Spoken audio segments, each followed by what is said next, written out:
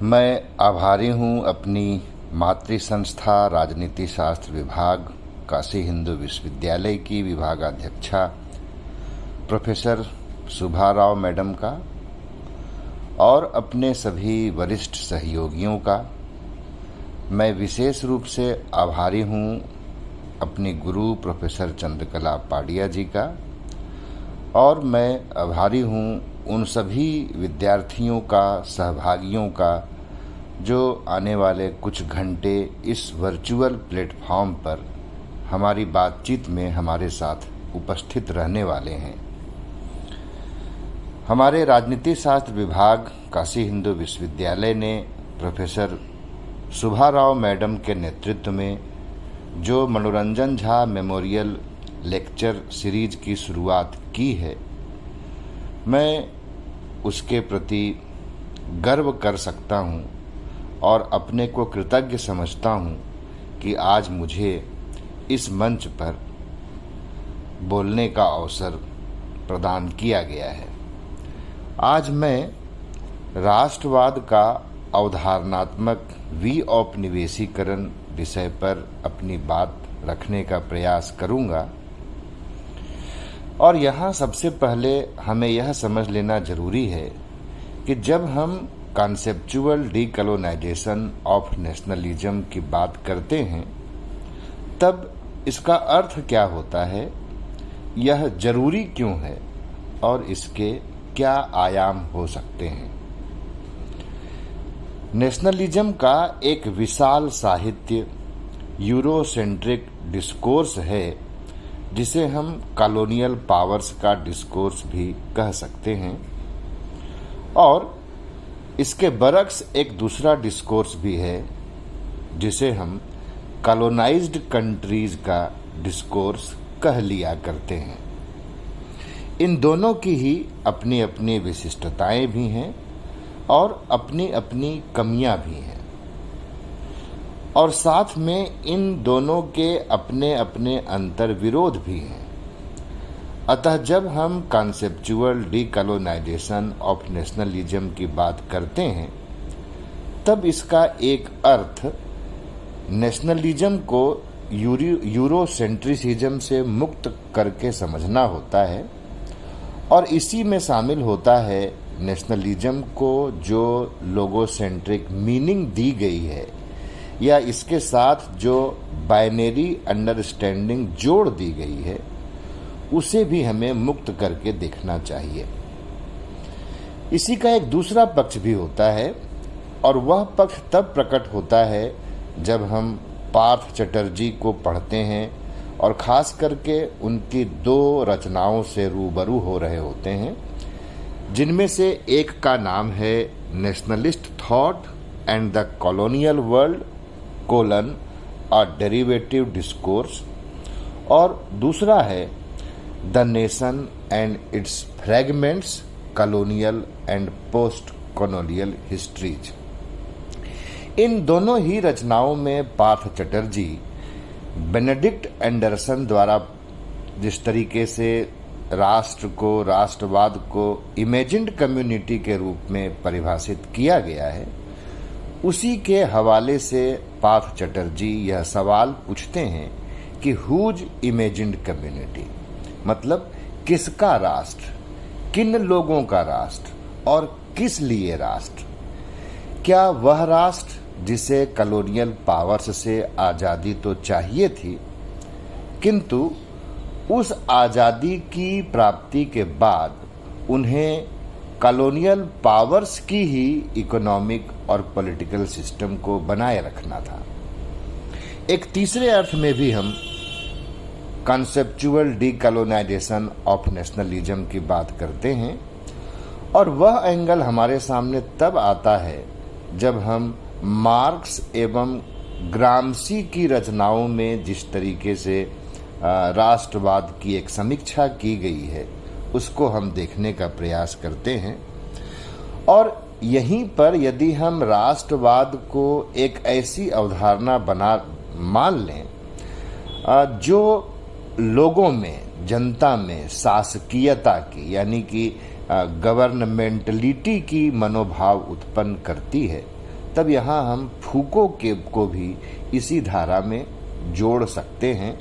और इसका एक व्यापक अर्थ संदर्भ यह होता है कि या तो नेशनलिज्म को डीकंस्ट्रक्ट किया जाए या फिर नेशनलिज्म को जनता की शक्ति बनाया जाए। हम जिस रूप में कॉन्सेप्चुअल डीकोलोनाइजेशन ऑफ नेशनलिज्म की बात करते हैं, उसका एक चौथा एंगल भी होता है, और वह चौथा एंगल हमारे सामने आता है एडवर्ड सईद की रचनाओं के द्वारा, जिसमें हम राष्ट्रवाद को एक इस नजरिए से देखते हैं कि राष्ट्रवाद को परिभाषित करते समय कई बार एक तरह का इंडिजिनस ओरिएंटलिज्म भी काम कर रहा होता है, या इसके विपरीत किसी न किसी तरह का ऑक्सीडेंटलिज्म भी काम कर रहा होता है। तो इन प्रभावों से भी राष्ट्रवाद को मुक्त करके समझना इस पूरे उपक्रम में शामिल होता है। और आज की बातचीत में हम एक पांचवें अर्थ में भी कॉन्सेप्चुअल डीकोलोनाइजेशन ऑफ नेशनलिज्म की बात करेंगे, और वह अर्थ जूलिया क्रिस्टेवा की रचना नेशंस विदाउट नेशनलिज्म से आता है, जिसमें वे यह प्रतिपादित करने का प्रयास करती हैं कि स्त्रियां नेशंस तो हैं, लेकिन उनका नेशनलिज्म नहीं है। ऐसा इसलिए कि दुनिया में जिस तरीके से नेशनलिज्म पला है, बढ़ा है, विकसित हुआ है, और इसने दुनिया भर में जिस तरह की हिंसा को, जिस तरीके के आतंक को, जिस तरीके के शोषण को जन्म दिया है, उसमें स्त्रियां सहभागी नहीं है। यह तो एक पक्ष होता है। और इसी का दूसरा पक्ष यह होता है जूलिया क्रिस्टेवा की नज़र में कि नेशनलिज्म एक पितृसत्तात्मक अवधारणा है, और इसमें स्त्रियों के मानसिक विन्यास को एक विशेष तरीके से कंस्ट्रक्ट करने की कोशिश की जाती है, ताकि वे जो मेल डोमिनेटेड सोसाइटीज की स्ट्रक्चर्स बनाई गई हैं, वह अपने आप को उसी के अनुकूल ढालने की कोशिश करें और एक तरीके से वह सेवा धर्मी बनी रहे। अभी तक तो यह बात हुई कि हम आज के विषय का क्या अर्थ लेने वाले हैं, और अब हम उस मुद्दे पर आते हैं कि ऐसा करना जरूरी क्यों है। और जब हम इस बात पर आते हैं, तब हमारा ध्यान हॉब्सबॉम की रचना द एज ऑफ एक्सट्रीम्स की ओर जाती है, जिसमें वे बताते हैं कि महायुद्ध के बाद दुनिया में मानवीय निर्णयों से 17 करोड़ से अधिक लोग मारे गए हैं। और जब मैं ऐसा कह रहा हूं, तो इन मानवीय निर्णयों से मारे गए लोगों में वे लोग शामिल नहीं हैं जो आज के समय में पेंडेमिक में मारे जा रहे हैं। इस मुद्दे को यदि बहुत गंभीरता पूर्वक देखें, तो हम पाते हैं कि मानवीय निर्णयों से द्वितीय विश्व युद्ध के बाद जो लोग हताहत हो रहे हैं, या कहिए जनसंहार के शिकार हो रहे हैं, उसमें भी किसी न किसी तरह के राष्ट्रवाद की महत्वपूर्ण भूमिका है। और यहाँ पर राष्ट्रवाद मानवता के लिए एक खतरा बन करके सामने आता है।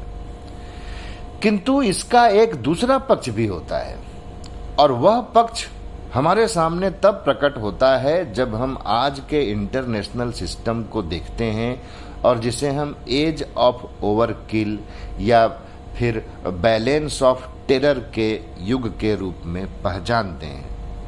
और ऐसे युग में सामूहिक एकता प्रतिरक्षा की एक आवश्यक शर्त बन जाती है, और इसलिए सामूहिक एकता का एक ऐसा मनोवैज्ञानिक विचार एक तरह का वरदान भी बन जाता है, जिसमें जातिगत, क्षेत्रगत, भाषागत और संप्रदायगत जो दूरी होती है, जो वैमनस्य होता है, वो एक तरीके से पाट दिया जाता है, या इस तरह की जो सेक्टेरियन टेंडेंसीज होती हैं उससे ऊपर उठकर लोग अपनी सामूहिक एकता को प्राप्त करने का प्रयास करते हैं।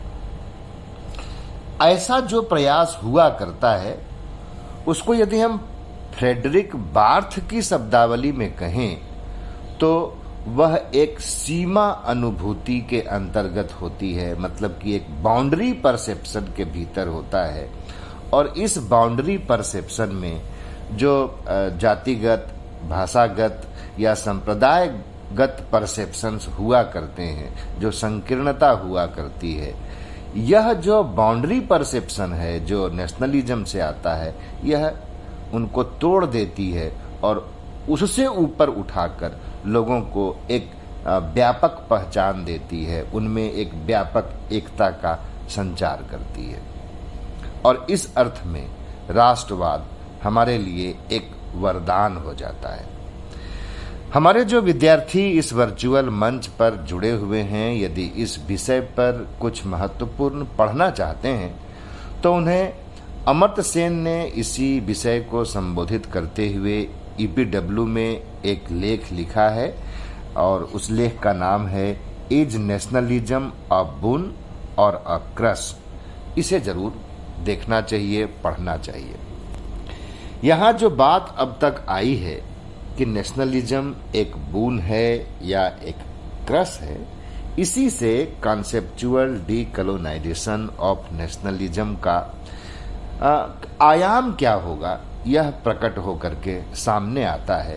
तात्पर्य यह हुआ कि इसके भी दो आयाम हो सकते हैं, यानी कि कोई इस पूरे उपक्रम को इस तरीके से परिभाषित कर सकता है जहां पर वह कॉन्सेप्चुअल डीकोलोनाइजेशन ऑफ नेशनलिज्म के उपक्रम को फिर से एक ऐसे मोड़ पर लाकर खड़ा कर सकता है जहां पर वह जातीय श्रेष्ठता से नेशनलिज्म को जोड़ दे। और ऐसा वह क्यों करेगा? क्योंकि वह जो यूरोप संदर्भित राष्ट्रवाद है उसके बरक्स अपने राष्ट्रवाद को खड़ा करना चाह रहा होगा, और जब ऐसा किया जाएगा तो फिर से राष्ट्रवाद एक अभिशाप के रूप में हमारे सामने प्रकट होगा। किंतु यह सार्थक पहल नहीं होगी, यह एक तरह की प्रतिक्रिया होगी।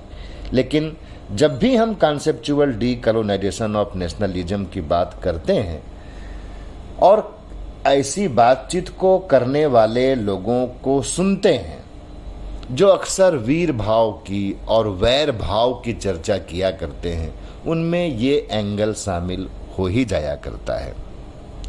किंतु जो इसका दूसरा पक्ष है जिसमें हम कॉन्सेप्चुअल डीकोलोनाइजेशन के उपक्रम में मानवतावाद को राष्ट्रवाद के साथ जोड़ना चाहते हैं, वह उपक्रम ही इसका एक सही और सार्थक आयाम होता है।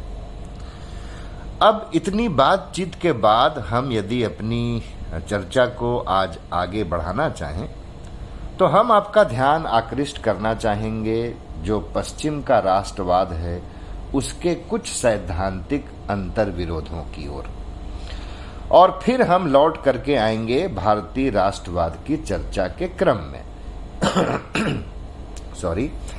आपने open society and it's enemies में पढ़ रखा है कि कार्ल पॉपर ने प्लेटो पर अनेक आक्षेप लगाते हुए उन्हें ट्राइबल नेशनलिज्म की संकीर्णता से जोड़ने का प्रयास किया है। इसका मतलब हुआ कि कार्ल पॉपर किसी न किसी तरह के नेशनलिज्म को, भले ही वे ट्राइबल नेशनलिज्म की संज्ञा उसे दे रहे हैं, उसे एक एंशिएंट फेनोमेना मान रहे हैं। ऐसा वो नहीं मानते तब प्लेटो के ऊपर इस तरह का आक्षेप लगाना संभव नहीं रह जाता। लेकिन जब हम हॉब्सबॉम को पढ़ते हैं, गेलनर को पढ़ते हैं, स्मिथ या एंडरसन को पढ़ते हैं, तब देखते हैं कि इन सभी लोगों ने राष्ट्रवाद को परिभाषित करते हुए इसे एक मॉडर्न पॉलिटिकल आइडियोलॉजी माना है। यह एक अंतर्विरोध है। और दूसरा अंतर्विरोध हम वहां देखते हैं जब हम इंटरनेशनल रिलेशन में यह पढ़ते हैं कि नेशन स्टेट्स को एक फॉर्मल रिकॉग्निशन 1648 के वेस्टफेलिया संधि से मिली, और वहीं हम आगे यह पढ़ रहे होते हैं कि राष्ट्रवाद की अवधारणा का प्रतिपादन सबसे पहले जोहान ग्राटफिड हर्डर ने 1772 ईस्वी में किया, जब वे treatise on the origin of language लिख रहे थे। यह भी एक अंतर्विरोध है जिसे मैं दूसरे अंतर्विरोध के रूप में आपके सामने रखने का प्रयास कर रहा हूं।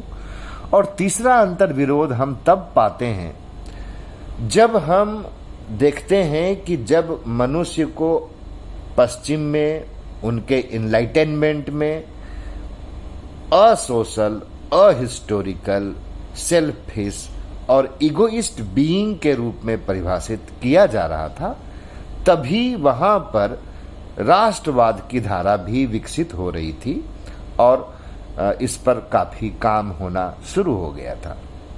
ऐसे में हमारे सामने एक द्वंद्व यह उत्पन्न होता है कि जिन दिनों मनुष्य को परिभाषित करने के लिए उसे एक मनुष्य को जो परिभाषित किया गया वह एक एटोमिस्टिक कॉन्सेप्ट ऑफ इंडिविजुअल है, उन्हीं दिनों हम सोसाइटी को atomistic concept of society develop करने की कोशिश कर रहे हैं, और उन्हीं दिनों हम राष्ट्रवाद की बात कर रहे हैं। ऐसे में सवाल यह आता है कि जो मनुष्य स्वार्थी है, हिंसक है, पावरलस्टी है, जो इगोइस्ट है, वह क्यों किसी तरह के बिलोंगिंगनेस में, टॉलरेंस में, डेडिकेशन में अपने आप को बांधना चाहेगा, जिसकी अपेक्षा राष्ट्रवाद करती है। इन अंतर विरोधों के बीच जब हम राष्ट्रवाद को समझने की कोशिश करते हैं, तब राष्ट्र, राष्ट्रीयता और राष्ट्रवाद के तार एक दूसरे से जुड़े हुए दिखाई नहीं पड़ते हैं, बल्कि एक दूसरे से उलझे हुए दिखाई पड़ते हैं। और जहां कहीं यह जुड़ते भी हैं, वह जुड़ाव बिना किसी सिक्योरिटी डायलेमा के आ नहीं सकता है। और वह सिक्योरिटी डायलेमा क्यों आएगा? वह सिक्योरिटी डायलेमा इसलिए आएगी कि मनुष्य यदि इस तरह का स्वार्थी है, हिंसक है कि वह अपने स्वार्थ के अतिरिक्त और कुछ नहीं सोचता है, तो वह समाज एक ऐसा समाज होगा जो लगभग हॉब्स की प्राकृतिक अवस्था में जो चर्चा की गई है उसी के अनुकूल होगा। और उस समाज में प्रत्येक को एक दूसरे से खतरा दिखाई पड़ेगा, और इस खतरा से बचने के लिए जो उनके पास सबसे बड़ा एक माध्यम बन सकता है वह राज्य है। और इसी राज्य के संदर्भ में और इसी राज्य से जो सिक्योरिटी डायलेमा है, उनसे उन मनुष्यों की प्रतिरक्षा या बचाव संभव है। इसीलिए पश्चिम में जो राष्ट्रवाद विकसित हो रहा है वह स्टेट सेंट्रिक नेशनलिज्म है। और यह स्टेट सेंट्रिक नेशनलिज्म जो जिनकी वे बात कर रहे हैं, उसका वैसा ही होना बहुत स्वाभाविक भी था, खास करके उस संदर्भ में जब हम मनुष्य की परिभाषाओं को देखते हैं। और यदि आप हॉब्सबॉम को देखें तो आप हॉब्सबॉम की परिभाषाओं में पाएंगे कि उन्होंने इसी संदर्भ में राष्ट्रवाद को, राष्ट्र को परिभाषित करने की कोशिश की है। उनकी एक बड़ी प्रसिद्ध किताब है, आपने देखा भी होगा, नेशंस एंड नेशनलिज्म सिंस 1780। और इसमें वे लिखते हैं कि nations do not make states and nationalisms but the other way round. इसका मतलब ये हुआ कि राष्ट्र और राष्ट्रवाद से पहले राज्य है, और राज्य की ही वजह से राष्ट्र और राष्ट्रवाद का निर्माण होता है। वस्तुतः राजनीतिक राष्ट्रवाद का यही संदर्भ है और राजनीतिक राष्ट्रवाद की जब भी हम चर्चा करते हैं तो वह इसी संदर्भ के इर्द गिर्द घूमता रहता है, जिसको हॉब्सबॉम ने परिभाषित करने की कोशिश की है।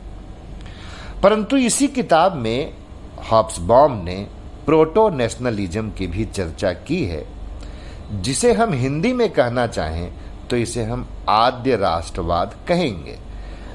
परंतु जब हॉब्सबॉम प्रोटो नेशनलिज्म की चर्चा करते हैं तब वे ऐसे बहुत सारे पक्षों को छोड़ देते हैं जिसकी ओर मैं आज अपनी बातचीत में आपका ध्यान आकृष्ट करना चाहूँगा। लेकिन यहाँ यह स्पष्ट कर देना जरूरी है कि हॉब्सबॉम ऐसा क्यों करते हैं। तो इसकी एक वजह मुझे समझ में आती है कि आगे चल करके हॉब्सबॉम को नेशनलिज्म की एक मार्क्सियन क्रिटिक डेवलप करनी थी और मार्क्सियन क्रिटिक डेवलप करने के क्रम में जो अपेक्षाएं की जा सकती थीं उन्हीं अपेक्षाओं के साथ हॉब्सबॉम ने नेशनलिज्म को परिभाषित करने की कोशिश की है। यहाँ उन्हें यह बताना चाहिए था कि पहचान और विशेषकर सामूहिक पहचान की जो परंपरागत इकाइयाँ होती हैं, जब वे छोटी पड़ने लगती हैं और जब समूह अपने लिए पहचान के बड़े कैनवास की तलाश करता है, तब राष्ट्रवाद वहीं से किसी न किसी रूप में पनपने लगता है। लेकिन हॉब्सबॉम ने ऐसा नहीं किया है। वे राष्ट्रवाद को पहचान की राजनीति से तो जोड़ते हैं, लेकिन उस पहचान की राजनीति का संदर्भ इतना पीछे ले जाकर के नहीं लेते हैं। लेकिन मैं यह प्रस्ताव करना चाहूँगा कि इस पहचान की राजनीति की शुरुआत राष्ट्रीयता के निर्माण में तब से होने लगती है, भले ही वह बहुत ठोस रूप में न हो, कुछ तरल रूप में हो, तब से होने लगती है जब क्लैन ट्राइब बनने लगते हैं। ये पहली बात मैंने कहा। दूसरी बात मैं कह रहा हूँ कि जब बोलियाँ भाषा बनने लगती हैं, और तीसरी बात मैं कह रहा हूँ कि जब ट्राइब बहिर्विवाही होने लगते हैं। जब ये तीनों घटनाएं घट रही होती हैं, तब जो पहचान की परंपरागत इकाई होती है वह छोटी पड़ने लगती है और पहचान के एक बड़े और व्यापक धरातल की तलाश समूहों को होता है, और जो वे तलाशते हैं, जिसमें वे तब अपना अक्स देखने लगते हैं, वही राष्ट्रवाद के उदय का प्राइमरी सोर्स है, ऐसा मैं देखता हूँ। और यह जो पूरी प्रक्रिया होती है, यह प्रक्रिया समाज की ज़्यादातर एक आंतरिक प्रक्रिया हुआ करती है और उसमें प्रोसेस ऑफ एसिमिलेशन का प्रभाव बहुत अधिक होता है। लेकिन ऐसा भी नहीं है कि प्रोसेस ऑफ एसिमिलेशन के परिणाम स्वरूप ही राष्ट्र और राष्ट्रवाद का विकास होता है। ऐसा इसलिए कि दुनिया में जो प्रत्येक समूह हैं वो कभी भी एक ही तरह की परिस्थितियों में नहीं रहे हैं। सभी समूहों की परिस्थितियां अलग अलग तरह की होती हैं, और ऐसा भी होता है कि जो प्रोसेस ऑफ एसिमिलेशन है उसकी बजाय प्रोसेस ऑफ इलिमिनेशन का, मतलब बहिर्वेशन का प्रभाव भी दिखाई पड़ता है राष्ट्र और राष्ट्रवाद के निर्माण में। पर एक बात जरूर देखी जा सकती है कि जिस राष्ट्रवाद में प्रोसेस ऑफ एसिमिलेशन का प्रभाव ज़्यादा होता है उनका स्वरूप कुछ उदार होता है, लेकिन जिस राष्ट्रवाद में प्रोसेस ऑफ इलिमिनेशन का प्रभाव अधिक होता है वह थोड़ा कठोर होता है और वह अनुदार होता है। वह अदर के प्रति, दूसरे के प्रति आग्रही नहीं होता है बल्कि आक्रामक होता है। इस पूरे प्रकरण को ध्यान में रखते हुए यदि हम पश्चिम के राष्ट्रवाद को और फिर भारत के राष्ट्रवाद को रेखांकित करना चाहें तो पश्चिम के आद्य राष्ट्रवाद की शुरुआत हम कहां से कर सकते हैं। और इसके लिए मैं आपका ध्यान आकृष्ट करना चाहूंगा कुछ ऐसे तथ्यों की ओर जो पॉपुलर परसेप्शन में नेशनलिज्म से जोड़ करके नहीं समझे जाते हैं, लेकिन उन्हें इस संदर्भ में देखा जरूर जाना चाहिए। और मैं यहाँ जिक्र करना चाहूँगा कि जब एथेंस की स्पार्टा के हाथों पराजय हुई तब एथेंस के मारे गए सैनिकों के सम्मान में एक अंत्येष्टि भाषण पेराक्लीज के द्वारा दी गई थी। और यदि आप इस अंत्येष्टि भाषण को ध्यानपूर्वक पढ़ें, सेबाइन के किताब में आप इसको देख सकते हैं, तब आप पाएंगे कि पेराक्लीज लगभग वही बात कह रहे हैं जो आगे चल करके भारत में हमको बंकिम चंद्र चटर्जी ने जब वंदे मातरम लिखा, उनमें एक खास पंक्ति है ना, वो खास पंक्ति आपको याद होगी, हृदय तुम्ही माँ भक्ति, मतलब हमारे हृदय में माँ जो भक्ति है वह तुम्हारे लिए ही है। और यही बात आपको पेराक्लीज भी एथेंस के संदर्भ में कहते हुए दिखाई पड़ेंगे। इसी तरह का एक भाषण आप ओलंपिक खेलों के आरंभ में 388 ईसा पूर्व में आइसोक्रेट्स का देख सकते हैं, जहां पर वह सामूहिक गौरव बोध की बात करते हैं। वह झलक आपको मिलेगी जहां आपको एक बाउंड्री परसेप्शन भी मिलेगा, जहां आपको साझी विरासत के प्रति एक सम्मान भी मिलेगा। और यही सब तो हम देखते हैं, जो राष्ट्रवाद की बात करते हैं तो उनकी विशेषताओं में हम इन्हीं चीज़ों को गिनाया करते हैं। इसी तरह का एक भाषण आपको लीसियस का मिलता है।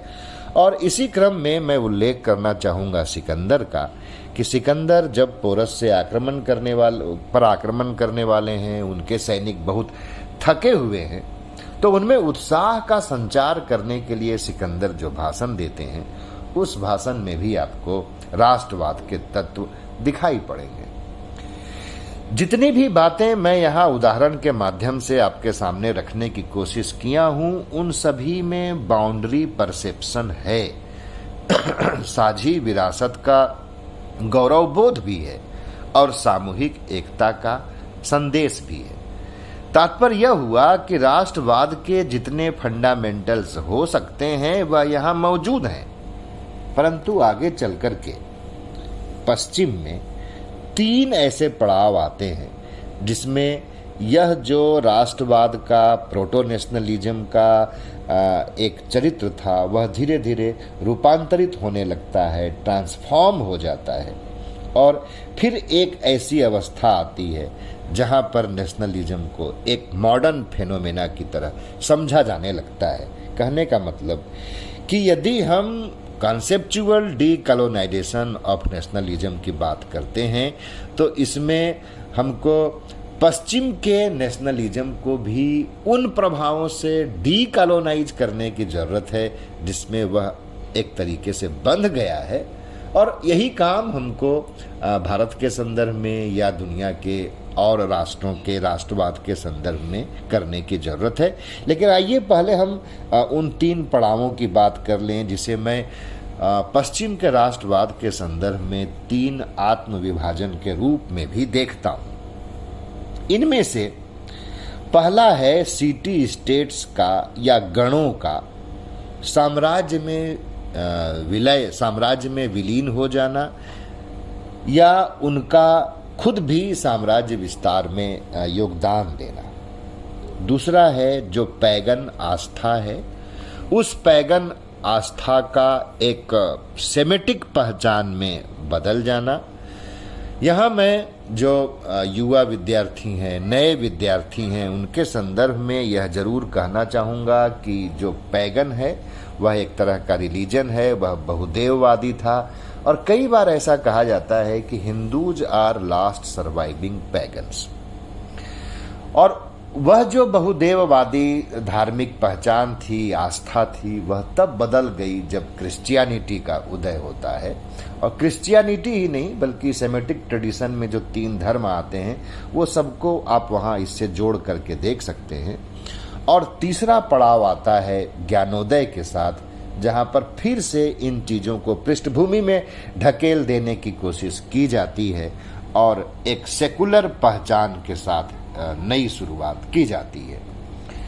यह जो पश्चिम के 3 पड़ाव हैं, जिन्हें मैं पश्चिम के 3 आत्मविभाजन जैसा भी मानता हूं, इसमें क्या हो रहा था नेशनलिज्म के संदर्भ में कि इंडिविजुअल सेल्फ और कलेक्टिव सेल्फ के बीच में समायोजन कैसे किया जाए, इसके लिए अलग अलग तरह के मैकेनिज्म बन करके सामने आ रहे थे। और यह सारे मैकेनिज्म ऐसे थे जो पहले के मैकेनिज्म को एक तरीके से बाहर कर देते थे, एक नई शुरुआत कर रहे थे।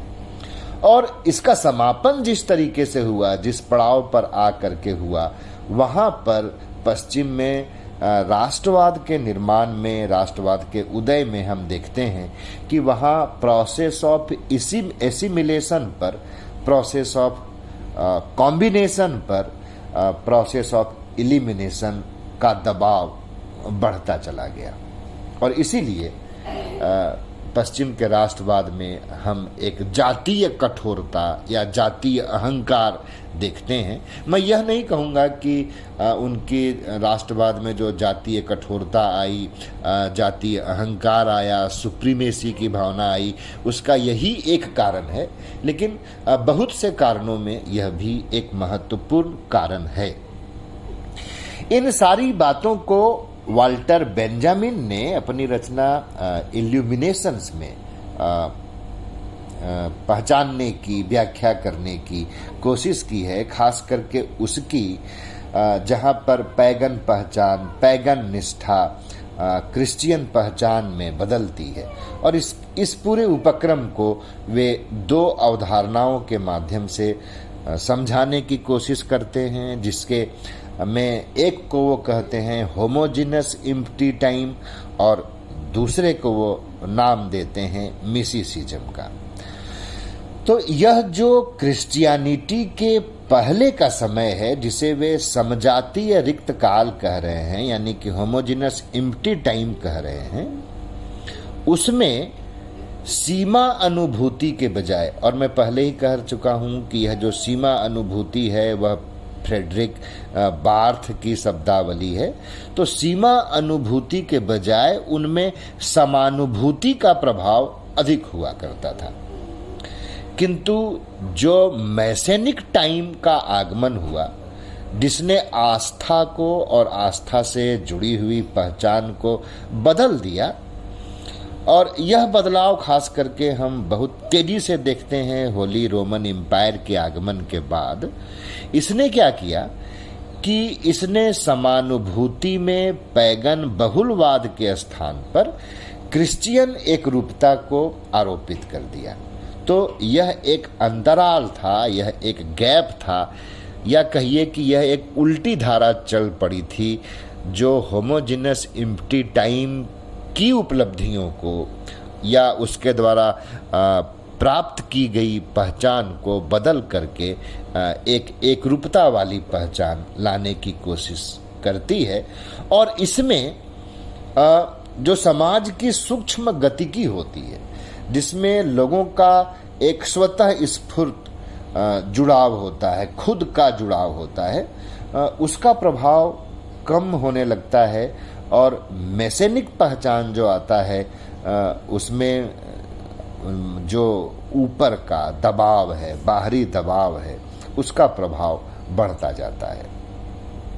और यहीं से शुरू होता है पश्चिम में एक जाति, एक धर्म, एक भाषा और एक राष्ट्र के समीकरण का विकास। मैं जब ऐसा कह रहा हूं तो इसका मतलब बिल्कुल इस अर्थ में तो नहीं लेना चाहिए कि जो पश्चिमी राष्ट्र हैं उनमें इतनी ज़्यादा एकरूपता है, क्योंकि आज के कोई भी राष्ट्र ऐसे नहीं हैं जिनमें एक कोई सिंगल एथनिसिटी, सिंगल लैंग्वेज हो। लेकिन एक डोमिनेंट संदर्भ जो हो सकता है, जिसको हम जनरलाइज करने की कोशिश करें, तो मैं उसी जनरलाइज फॉर्म में इस बात को कह रहा हूं। और इसका प्रभाव कैसा होता है, फिर अपने उस राष्ट्रवाद के नजरिए से पश्चिम भारत को कैसे देखता है, यदि आप इसकी एक वानगी लेना चाहें, हालांकि बहुत सारी ऐसी हैं, तो आप 1888 ईस्वी में सर जॉन स्ट्रेची जब कैम्ब्रिज के स्नातकों को संबोधित कर रहे हैं, उस भाषण को सुन सकते हैं, पढ़ सकते हैं, जहां पर उन्होंने अपने स्नातकों को बताया कि भारत जैसी कोई हस्ती इस धरती पर है ही नहीं। वास्तव में जब वे ऐसा कह रहे थे तो उनकी निगाह में जो भारत की भाषाई, धार्मिक, जातीय और सांस्कृतिक बहुलता थी, इस बहुलता के कारण उनको भारत बोध होने की कोई संभावना या भारत जैसा एक राष्ट्र होने की संभावना नहीं दिख रही थी। इस विचार का एक दूसरा पक्ष भी है, और इसी विचार का जो दूसरा पक्ष मैं कह रहा हूं वह यह होता है कि भारत को राष्ट्र अंग्रेजों ने बनाया और भारत में राष्ट्रवाद एक आधुनिक परिघटना है। इस विचार को मानने वालों में बाबा साहब भीमराव अंबेडकर भी हैं, और पाकिस्तान और द पार्टीशन ऑफ इंडिया में उन्होंने इसकी बड़े विस्तार से चर्चा भी की है। गोखले और नौरोजी को भी आप इसी श्रेणी में रख सकते हैं। इसके ठीक उलट गांधी, सावरकर, विवेकानंद, नेहरू और तिलक जैसे जो विचारक हैं, वे भारत में राष्ट्रवाद को एक प्री ब्रिटिश फेनोमेना मानते हैं। अब यदि भारत में राष्ट्रवाद को हम एक प्री ब्रिटिश फेनोमेना मान लेते हैं, तो हमारे सामने सवाल आता है कि हम फिर उसकी शुरुआत कहां से करें। इस संदर्भ में गांधी ने हिंद स्वराज में हमें एक सूत्र देने का प्रयास किया है, जहां वे कहते हैं कि राष्ट्र रूपी एकता की धारणा को भारत में जो सामूहिक तीर्थ यात्राओं का उपक्रम था, उन्होंने प्रेरणा प्रदान की है, क्योंकि उन तीर्थ यात्राओं में समूह के समूह यात्राएं करते थे, पैदल या बैलगाड़ियों में यात्रा करते थे, और ऐसा करते हुए जो उनके पड़ाव हुआ करते थे, जो महीनों चलने वाले यात्रा होती थी, उसमें कई पड़ाव आते थे, और आज की तरह तब होटल या इस तरह की जो थर्ड पार्टी मैनेजमेंट होता है वह नहीं हुआ करता था।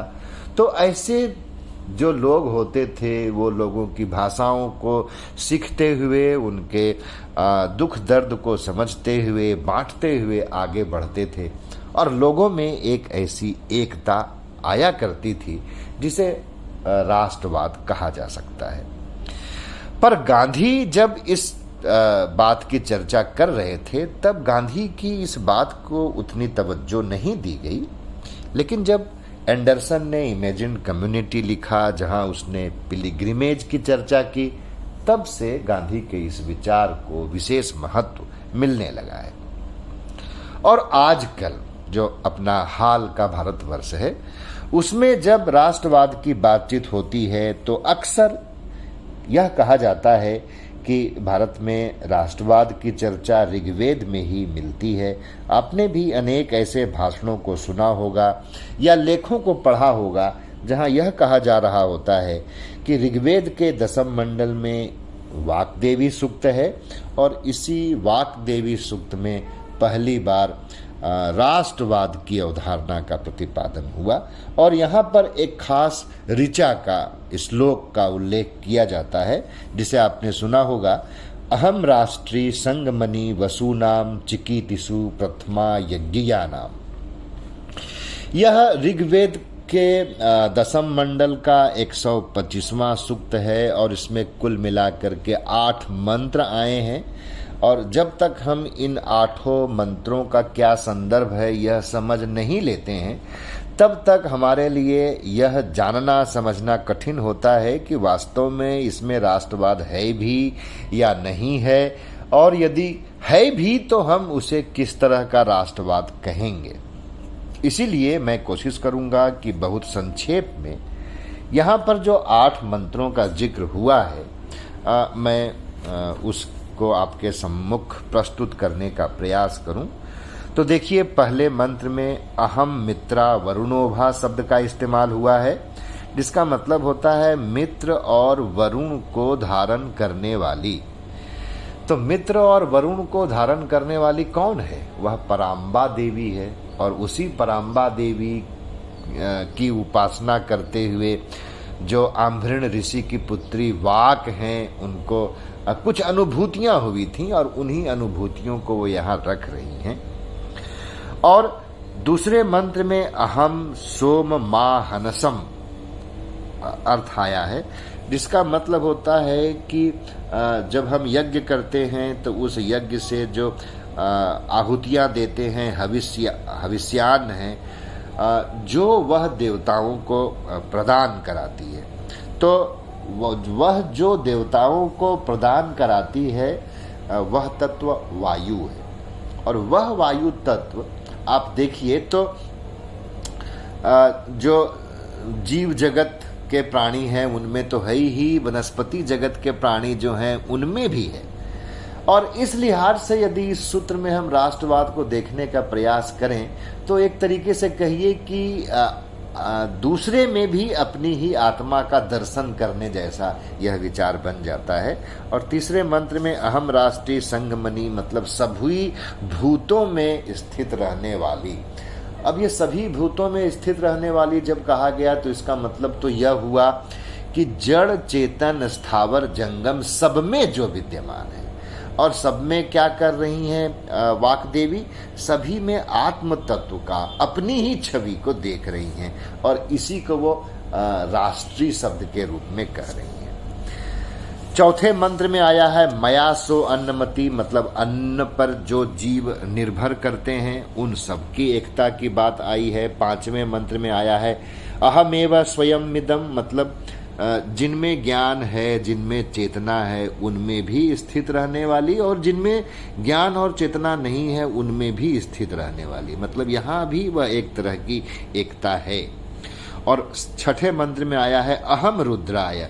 अहम रुद्राय का मतलब यह होता है कि जो मनुष्य के भीतर कुत्सित प्रवृत्तियां होती हैं उनका नाश करने के लिए जो हमारे अंतःकरण में एक विचार होता है, शिव का विचार, प्लेटो के संदर्भ में कहें तो आइडिया ऑफ गुड, उस संदर्भ में यह आया है। और यह सब में होता है। जो सत्कर्म करने वाले लोग होते हैं उनमें भी होता है, और जो बुरे कर्म करने वाले लोग भी होते हैं उनके अंतःकरण में भी ये भाव आता ही आता है कभी न कभी। वे इससे बिल्कुल अछूते नहीं रहते हैं। तो इनमें भी सब एक तरह की एकता की वहां बात की जा रही है। सातवें मंत्र में आया है अहम सुवे पितरमस्य, मतलब पिता के समान संरक्षण करने वाली वह शक्ति, मतलब प्रकृति, मतलब प्रकृति संपूर्ण अर्थ में। और वह जो प्रकृति संपूर्ण अर्थ में है वह प्रकृति तो पशु पक्षी जड़ चेतन के साथ किसी तरह का भेदभाव नहीं करती है, तो हमें भी उनके साथ किसी तरह का भेदभाव नहीं करना चाहिए। इस तरह की एकता की बात यहाँ आई है। और आठवें मंत्र में आया है अहमेव वात इव। यहाँ जो अहमेव वात इव है उसका मतलब होता है निष्काम भाव से कर्म करने की जो प्रवृत्ति लोगों में होती है। इन 8 मंत्रों में जो वाक देवी सूक्त में राष्ट्रवाद की चर्चा आई है, कम से कम उसे हम कोई कल्चरल नेशनलिज्म या कोई रिलीजियस नेशनलिज्म या कोई पॉलिटिकल नेशनलिज्म तो कह नहीं सकते हैं, एक बात। और दूसरी बात है कि इस पूरी चर्चा के क्रम में कोई बाउंड्री परसेप्शन भी नहीं आया है। हाँ, समानुभूति की बात तो आई है, लेकिन सीमा अनुभूति की बात नहीं आई है। और जो सबसे मुखर होकर के बात आई है वह आई है एक ही आत्म तत्व को सब में देखना। और इसीलिए यदि मैं हिंदी में यहाँ के राष्ट्रवाद को कोई नाम देना चाहूँ तो इसे मैं सर्वात्मवादी राष्ट्रवाद कहता हूँ। अंग्रेजी में मैं इसके लिए पैन साइक्लिक नेशनलिज्म शब्द का इस्तेमाल किया करता हूं, लेकिन मैं इससे अभी तक बहुत संतुष्ट नहीं हूं। आगे चल करके देखता हूं कि मैं इसके लिए क्या कर सकता हूं।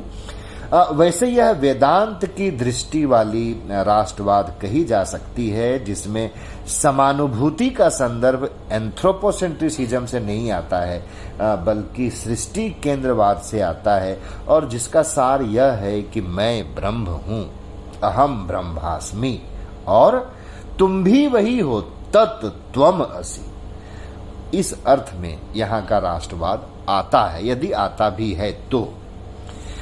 लेकिन इस विचार को यदि हम और बेहतर तरीके से समझना चाहते हैं, तो जहां पर समानुभूति और सीमा अनुभूति की बात पश्चिम में हुई है, उसके संदर्भ को हम जोड़ लें, तब हम इस संदर्भ को अधिक अच्छे तरीके से समझ सकते हैं। और इसके लिए हमें ध्यान देना होता है J.A. आर्मस्ट्रांग की रचना नेशंस बिफोर नेशनलिज्म में। मैं यहाँ यह बताता चलूं कि आर्मस्ट्रांग इजिप्ट और मेसोपोटामिया की स्टडी कर रहे थे, और वो देखना चाह रहे थे कि जो एथनिक मटेरियल्स हैं, जो एथनिसिटी में एक समानुभूति का विचार होता है, वह यदि किसी बाउंड्री परसेप्शन से जुड़ जाए तो वह किस तरह के नेशनलिज्म का निर्माण करेगा। और वे पाते हैं कि जो एथनिसिटी में समानुभूति की भाव होती है, वह जब बाउंड्री परसेप्शन से जुड़ जाता है तो इससे राष्ट्रवाद का निर्माण होता है।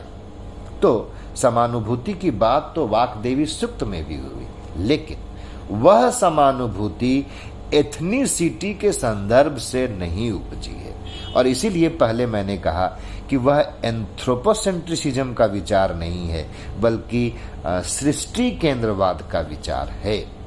और इसी संदर्भ में हम यदि और आगे बढ़ना चाहें तो फिर हमें यह देखने की जरूरत पड़ती है कि यहाँ जो विचार आ रहा था वाकदेवी सूक्त में, वह आगे चल करके उसका क्या हुआ। यदि आगे चल करके वह बहुत विकसित होता है, उसका प्रभाव भारत में दिखाई पड़ता है, तब तो इसे थ्योराइज करने की जरूरत है। अन्यथा यह एक गौरव की अनुभूति का विषय है। हम इससे इनकार नहीं कर सकते हैं कि हमारी रचनाओं में, हमारी पुरानी रचनाओं में हमारे पास राष्ट्रवाद का एक ऐसा विचार है जिसमें मानवतावाद शामिल है। लेकिन व्यवहारिक धरातल पर उसका क्या हुआ, जब हम यह देखते हैं तो पाते हैं कि मनुस्मृति के काल तक आते आते इस विचार का एक तरीके से लोप हो जाता है, या यूं भी कह सकते हैं कि डेविएट हो जाता है। मैं मनुस्मृति से एक श्लोक आपके सामने इसकी पुष्टि के लिए रखना चाहूँगा, खास करके ये दिखाने के लिए कि जिस तरह के राष्ट्र और राष्ट्रवाद की बात वाकदेवी सूक्त में हुई है, वैसा राष्ट्र और वैसा राष्ट्रवाद फिर मनुस्मृति में नहीं है, क्योंकि उसमें बाउंड्री परसेप्शन जुड़ जाता है और आगे चल करके फिर उसमें एथनिक परसेप्शन भी जुड़ जाता है। तो आइए मनुस्मृति में क्या कहा गया, इसको हम देखने की कोशिश करते हैं। तो मनुस्मृति के 7वें अध्याय का जो 65वां श्लोक है कुल्लुक भट्ट की टीका में, उसमें कहा गया, अमात्ये दंड आयत्तो दंडे वैनयिकी क्रिया नृपतौ कोश राष्ट्रे च दूते संधि विपर्ययौ। यहाँ कहा गया कि राष्ट्र और कोश को, राजा को अपने नियंत्रण में रखना चाहिए। और यहाँ राष्ट्र शब्द का इस्तेमाल जनमत, जनपद के संदर्भ में भी हुआ है, एक एडमिनिस्ट्रेटिव यूनिट के रूप में। और पाणिनि के अष्टाध्यायी में आगे चल करके आप देखते हैं कि उसमें गौड़ीय जनपदेषु सूत्र का उल्लेख मिलता है। वह एक एथनिक यूनिट बन गई गौड़ीय।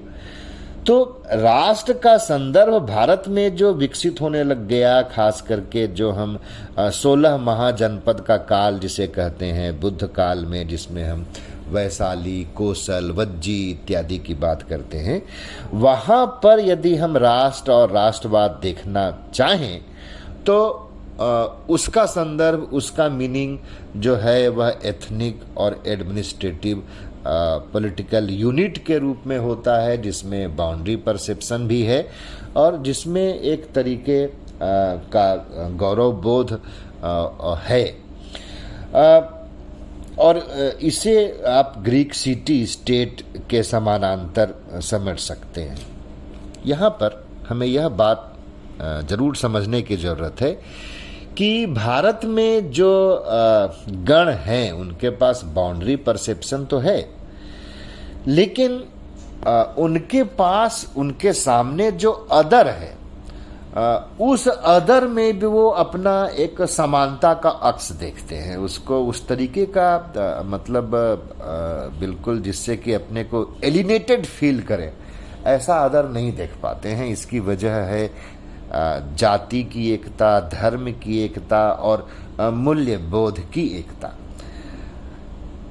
इसका मतलब यह हुआ कि भारत में जो 16 महाजनपद के काल में, गणों के काल में बाउंड्री परसेप्शन है वह छोटी है, और जो कल्चरल और रिलीजियस परसेप्शन की बाउंड्री है वह ज़्यादा बड़ी है। और इसी संदर्भ से आगे चल करके एक नया तथ्य हमारे सामने आता है, और वह तथ्य यह है कि यह जो भारत में पॉलिटिकल बाउंड्री परसेप्शन है, जिसके बारे में मैं कह रहा हूं कि यह कल्चरल और रिलीजियस बाउंड्री परसेप्शन की अपेक्षा छोटी है, उसको आप कुछ उदाहरण से देखें तो एक श्लोक सुना होगा आपने, जिसे हम कहते हैं गंगे च यमुने चैव नर्मदे सिंधु कावेरी, ये श्लोक सुना होगा आपने।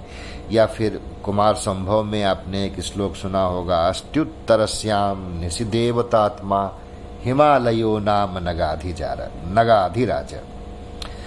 तो यह जो विचार था, इस विचार ने क्या किया कि भारत में गण जब साम्राज्य बनने लगे या साम्राज्यों में विलीन होने लगे, तब उनका बाउंड्री परसेप्शन तो टूटा, लेकिन एक दूसरी चीज भी हुई कि जो उनका कल्चरल और रिलीजियस बाउंड्री परसेप्शन था वो नहीं टूटा। तो इसका परिणाम ये हुआ कि जो छोटा एक पॉलिटिकल बाउंड्री परसेप्शन था वह कल्चरल और रिलीजियस बाउंड्री परसेप्शन तक विस्तारित होने लग गया। यह एक ऐसी घटना थी जिस पर हमें थोड़ी गंभीरता से विचार करना चाहिए, जो हम पश्चिम के राष्ट्र निर्माण के संदर्भ में नहीं देखते हैं। ग्रीक लोगों को आप देखिए तो जर्मनी से चल करके आने वाली वो ट्यूटिन जनजातियां हैं जो उनको नष्ट कर देती हैं, तो वहां अदर का परसेप्शन बहुत बड़ा है, बहुत ज्यादा है गणों के साम्राज्य बनने में। लेकिन भारत में देखिए तो भारत में ऐसा मतलब अदर का परसेप्शन उतना जटिल नहीं है। यह तो एक विशेष संदर्भ हुआ, और इस संदर्भ के बाद हम अपनी बात को एक दूसरे संदर्भ की ओर ले जाना चाहते हैं, जहां मैं आपका ध्यान चाहूंगा। एक महत्वपूर्ण बात हमारे सामने यह आती है कि यदि गणों का पॉलिटिकल बाउंड्री परसेप्शन अक्षुण्ण रहता तो क्या होता। हालांकि पॉलिटिकल साइंस में और हिस्ट्री में ऐसा होता तो वैसा होता, इसके लिए कोई गुंजाइश होती नहीं है, लेकिन हमारे आज के समय में ऐसा बहुत कुछ हो रहा है, इसीलिए इस संदर्भ में भी हमको तार्किक रूप से विचार कर लेना चाहिए। तो देखिए कि भारत में जो गण हैं उनका पॉलिटिकल बाउंड्री परसेप्शन बना रहता तो कुछ भी नहीं होता तब जब उनका कल्चरल और रिलीजियस बाउंड्री परसेप्शन दूसरों से अलग होने लगता। एक ऐसी संभावना भारत में जब बुद्धिज्म विकसित हुई, विस्तार हो रहा है, विकास हो रहा है, तब वहां हम देखते हैं कि इसकी संभावना बन सकती है, लेकिन इतिहास यह साबित करता है, दिखाता है कि वजह और तरीका चाहे जो भी रहा हो, लेकिन वैसा हुआ नहीं। और जो हुआ वह यह था कि जैसे जैसे हीनयान महायान में बदलता गया, जैसे जैसे अरहत की अवस्था अद्वैत की अवस्था के अनुरूप होते चली गई, वैसे वैसे हिंदुइज्म और बुद्धिज्म के सैद्धांतिक मतभेद कम होते चले गए। और परिणाम यह हुआ कि cultural boundary perception, religious boundary perception और पॉलिटिकल बाउंड्री परसेप्शन को लेकर के भारत में एक तनाव और संघर्ष की स्थिति उत्पन्न नहीं हुई। और इसकी वजह से गणों के समय से चलने वाला हमारा राष्ट्रवाद साम्राज्य निर्माण के क्रम में जब हम आते हैं तब वह बचा रहता है। थोड़ा सा डेविएशन भले ही उसमें हो, लेकिन उसका मूल तत्व खत्म नहीं होता है। लेकिन पश्चिम में ऐसा नहीं हुआ, खास करके क्रिश्चियनिटी के आगमन की वजह से। क्यों? क्योंकि वहां जो पुरानी पहचान थी वो नष्ट हो गई।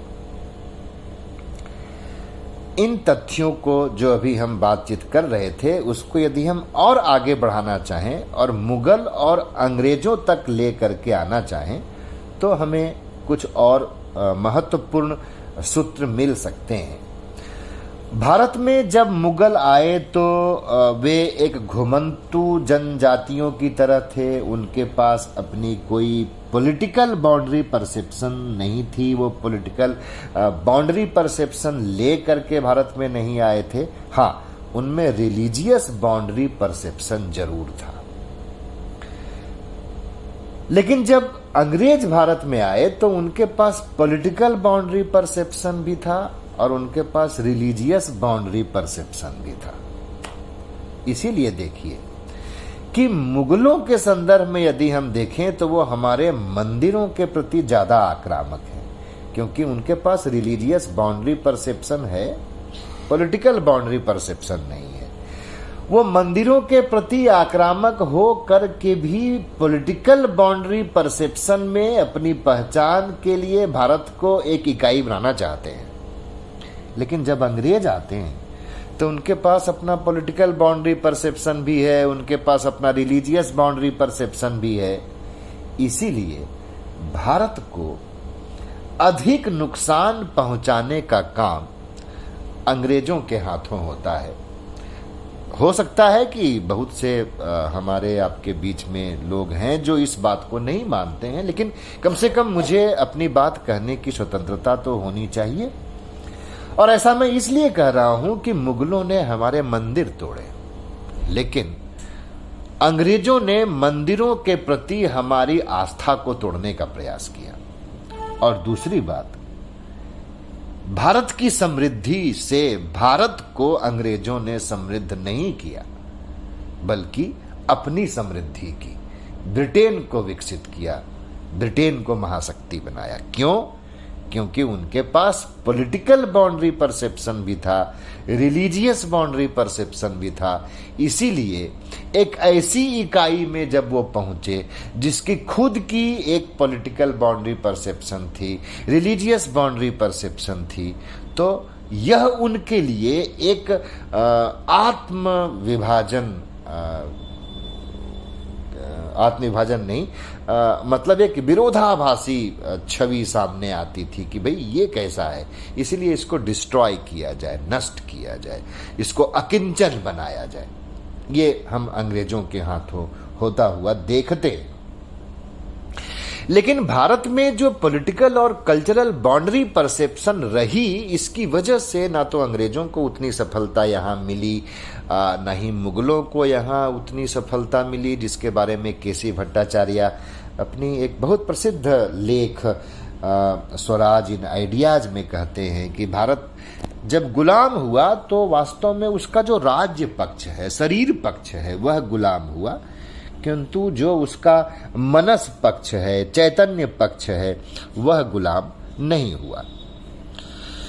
लेकिन जब हम अपनी इस गुलामी से मुक्ति का प्रयास करने लगते हैं तो जो प्रश्न हमको बहुत अधिक उलझाए रखता है और यूं कहिए कि जितना वह उस समय में उलझाए हुआ था उससे कम आज उलझाए हुए नहीं है।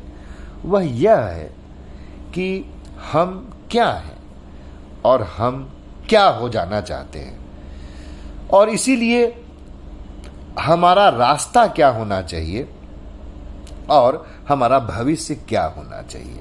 मतलब यह खुद को पहचानने का, एक दिशा तय करने का काल था। और यह एक ऐसा प्रश्न है जिससे हमारी ज्ञानोदय बहुत ही कमजोर तरीके से टकराती है।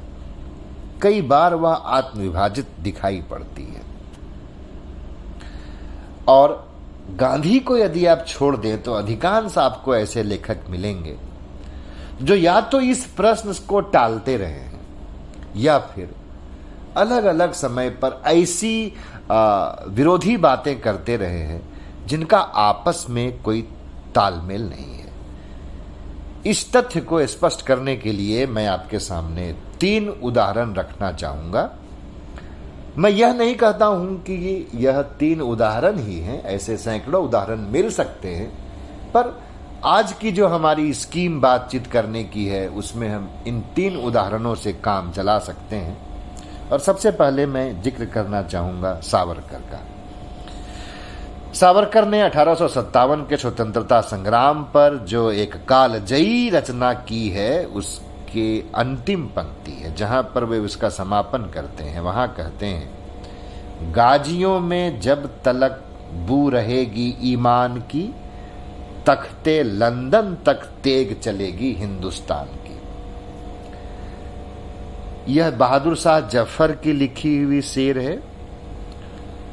और यहां पर हिंदू मुस्लिम एकता का जो आदर्श प्रस्तुत किया जा सकता है वह है, और सिर्फ इसी पंक्ति में नहीं है बल्कि पूरी 1857 के विद्रोह की जो अंतर यात्रा सावरकर ने की है उसमें वो कूट कूट कर भरी हुई है। लेकिन वही सावरकर जब 6 glorious epochs of Indian history लिख रहे होते हैं तो अपनी ही विचार को तार तार करके रख देते हैं। तो ऐसे में हम कौन हैं, हमको क्या होना है और इसके लिए हम रास्ता क्या अपनाएं, ये दोराहे चौराहे पे आके खड़ा हो जाता है।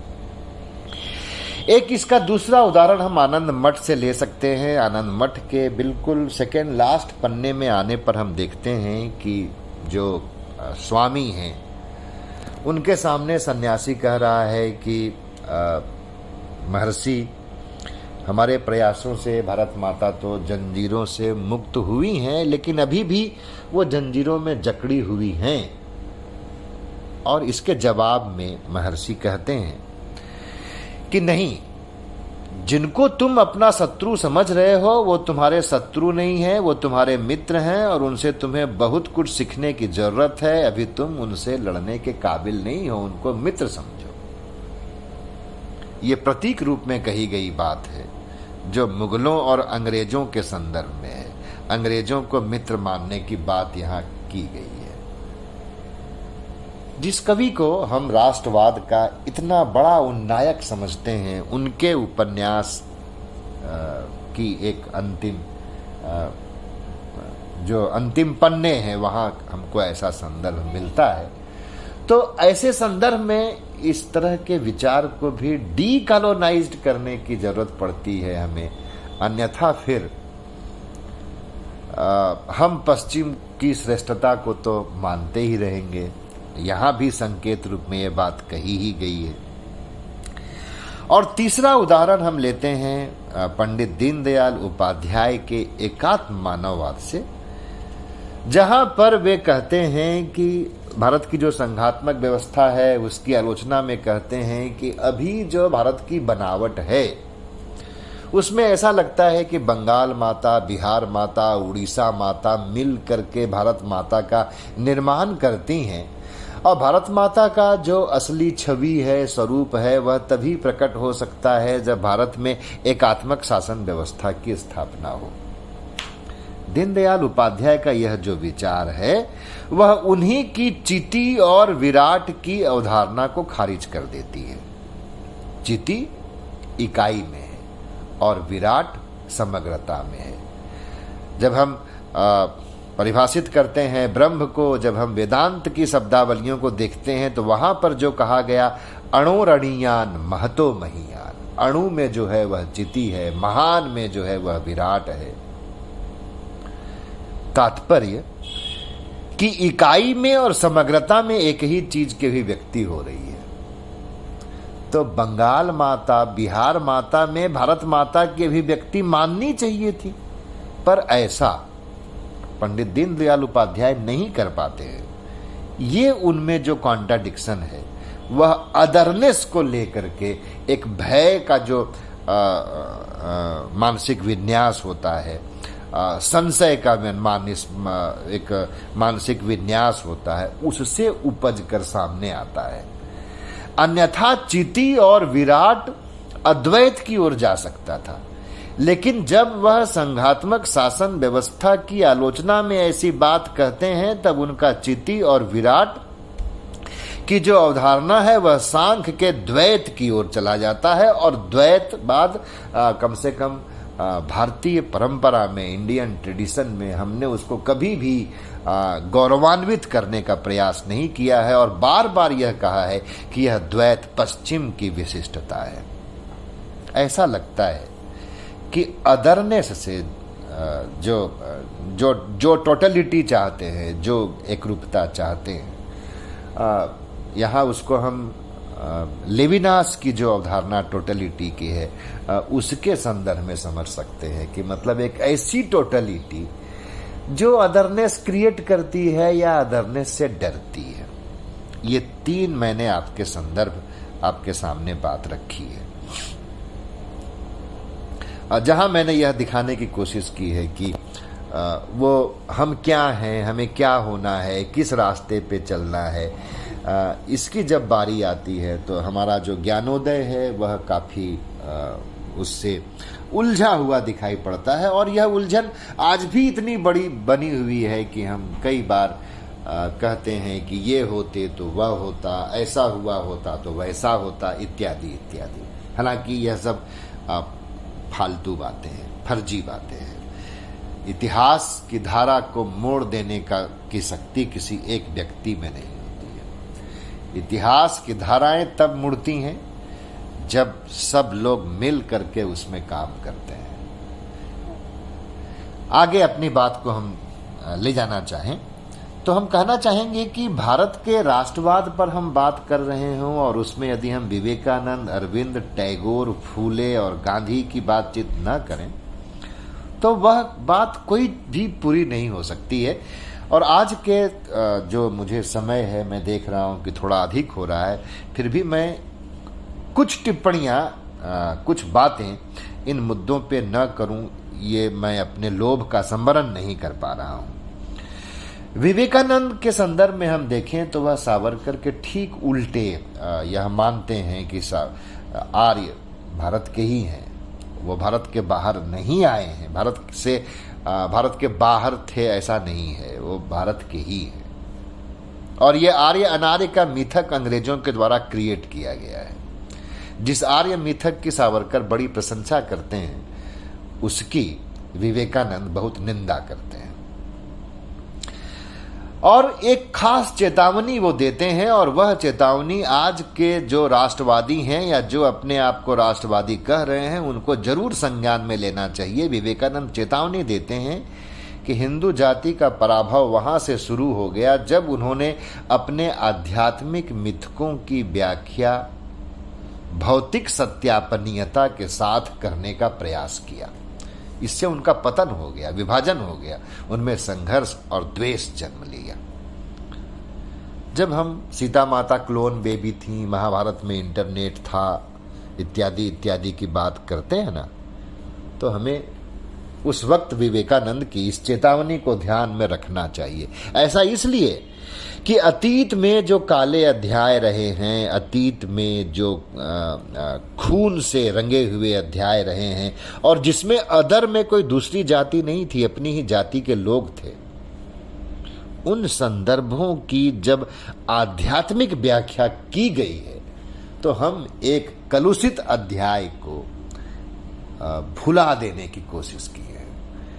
भुला देने की इसलिए कोशिश किए हैं कि यदि हम अतीत के घावों को बार बार कुरेदते रहेंगे तो उससे हमारे भीतर एकता नहीं आएगी, बिखराव आएगा। लेकिन ऐसे प्रयास कई एंगल से भारत में चल रहे हैं, तो विवेकानंद की इस चेतावनी पर हमको ध्यान देना चाहिए कि आध्यात्मिक मिथकों की हमको भौतिक सत्यापनीय व्याख्या नहीं करनी चाहिए। अब मैं आऊंगा महर्षि अरविंद पर। महर्षि अरविंद ने राष्ट्रवाद को धर्म कहा है, लेकिन सीधे से यह बात समझ में नहीं आती है कि राष्ट्रवाद धर्म क्यों है। इसको समझने के लिए हमें उनकी रचना the ideal of human unity और सावित्री को साथ साथ में देखकर समझना होता है। और इन दोनों को जब साथ में रखते हैं तो हम देखते हैं कि अरविंद यह कह रहे हैं कि उत्थान के लिए, विकास के लिए, राष्ट्र के लिए या राष्ट्रवाद के लिए दो चीजें जरूरी होती हैं, इंडिविजुअलिटी का होना और सामूहिकता का होना। लेकिन इन दोनों में समन्वय होना, मतलब कलेक्टिविटी का, सामूहिकता का इतना दबाव इंडिविजुअलिटी पर नहीं पड़ जाना कि इंडिविजुअलिटी खत्म हो जाए, या इंडिविजुअलिटी का इतना अधिक प्रेशर कलेक्टिविटी पर नहीं पड़ना कि इसकी वजह से हमारी सामूहिक पहचान खतरे में पड़ जाए, हम सेक्टेरियन हो जाए। इनके बीच में जो समन्वय है, उसी समन्वय को अरविंद राष्ट्रवाद या राष्ट्रवाद का धर्म कहते हैं। अगले विचारक के रूप में हम टैगोर की चर्चा कर लेते हैं। तो टैगोर ने ऑर्गेनिक सोसाइटीज के नेशनलिज्म में और मास सोसाइटी के या मैकेनिस्टिक सोसाइटीज के नेशनलिज्म में फर्क किया है। और टैगोर की इन बातों को समझने के लिए उन्होंने जो जापान में राष्ट्रवाद पर भाषण दिया उसको हमें देखना चाहिए, गोरा को देखना चाहिए, घरे बाहिरे को देखना चाहिए, गांधी के साथ उनके जो पत्राचार हुए उनको देखना चाहिए। टैगोर कहते हैं कि जो सावयवी समाजों का राष्ट्रवाद था वह हैंडलूम टाइप ऑफ नेशनलिज्म था, और जो मास सोसाइटीज का नेशनलिज्म है, मतलब जो मॉडर्न नेशनलिज्म है, वह पावरलूम टाइप का नेशनलिज्म है। और यह जो हैंडलूम टाइप का नेशनलिज्म होता था उसमें समाज, लोग, उनका जंगल, जमीन, जल, नियंत्रण करने वाली संस्थाएं सब आपस में समान रूप से भागीदारी किया करती थी। क्यों? क्योंकि वो हाथ से चलने वाला था ना, हैंडलूम कहा गया।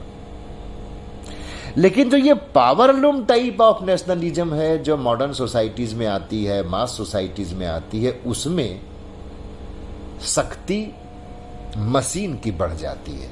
मशीन एकता लाने की कोशिश करता है, और यह एक ऐसा समय होता है जहां पर एक जीवित इकाई के ऊपर एक मशीन का शासन हो जाता है।